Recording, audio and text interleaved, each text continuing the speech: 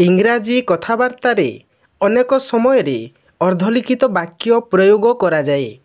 ଏହି ବାକ୍ୟଗୁଡ଼ିକ ଆଦେଶନାତ୍ମକ ବା ନିର୍ଦ୍ଦେଶନାତ୍ମକ ହୁଏ।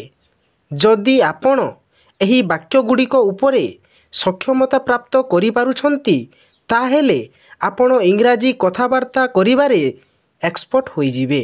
ସାବଧାନ, ବି କେୟାରଫୁଲ୍। ଧୀରେ ଚାଲ, ୱାକ୍ ସ୍ଲୋଲି। ଶୀଘ୍ର ଆସ, ଗୋ ଏଟ୍ ୱାନ୍ସ। ଏଇଠି ରୁହ, ଷ୍ଟପ୍ ହିୟର୍। ସିଧା ଯାଅ, ଗୋ ଷ୍ଟ୍ରେଟ୍। ଚାଲିଯାଅ, ବାହାରି ଯାଅ, ଗୋ ଆୱେ। Get out.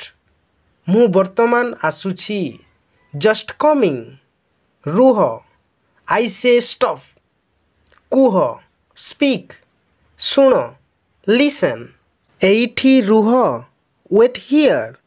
ଏଠିକି ଆସ, କମ୍ ହିୟର୍।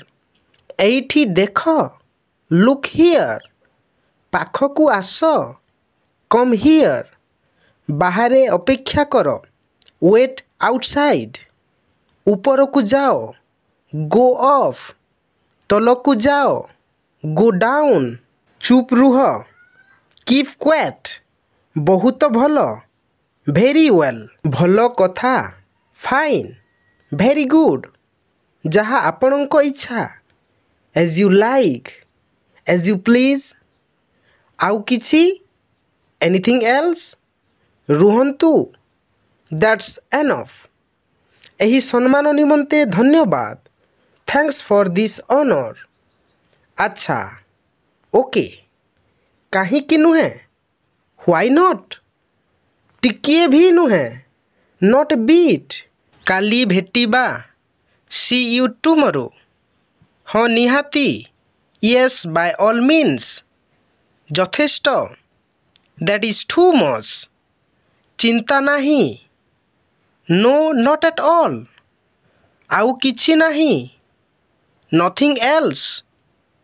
ବିଶେଷ କିଛି କଥା ନାହିଁ, ନଥିଙ୍ଗ ସ୍ପେସିଆଲ୍। ଭରସା ରଖ, ରେଷ୍ଟ ଅସର୍ଡ। ବହୁତ ଦିନରୁ ଦେଖିନାହିଁ, ଲଙ୍ଗ୍ ଟାଇମ୍ ନୋ ସି। ଆଚ୍ଛା ଯାଉଛି, ଗୁଡ୍ ବାଏ। Good bye. ଆପଣଙ୍କୁ ମଧ୍ୟ ବିଦାୟ, ବା ବାଏ। କିଛି ମାତ୍ର ବି ନାହିଁ, ନଟ୍ ଦ ଲିଷ୍ଟ। ଛାଡ଼ନ୍ତୁ, late eat go. Hello friends, remember I would like to add two most important points here. Those are, first point is, ଆପଣ ଚାହିଁଲେ ଉପରୋକ୍ତ ବାକ୍ୟ ଆଗରେ ପ୍ଲିଜ୍ କିମ୍ବା କାଇଣ୍ଡଲି ଲଗାଇ ପାରନ୍ତି ଅଥବା ସେଭଳି ମଧ୍ୟ କହିପାରନ୍ତି। ସେକେଣ୍ଡ ପଏଣ୍ଟ ଇଜ୍, ଏମିତି ଦୁଇ ପ୍ରକାର ବାକ୍ୟ ମିଳିବ, ଆଦେଶୋକ୍ତ ଓ ନିର୍ଦ୍ଦେଶୋକ୍ତ ଶବ୍ଦ। ଦେଖି ଏହାକୁ ପ୍ରୟୋଗ କର।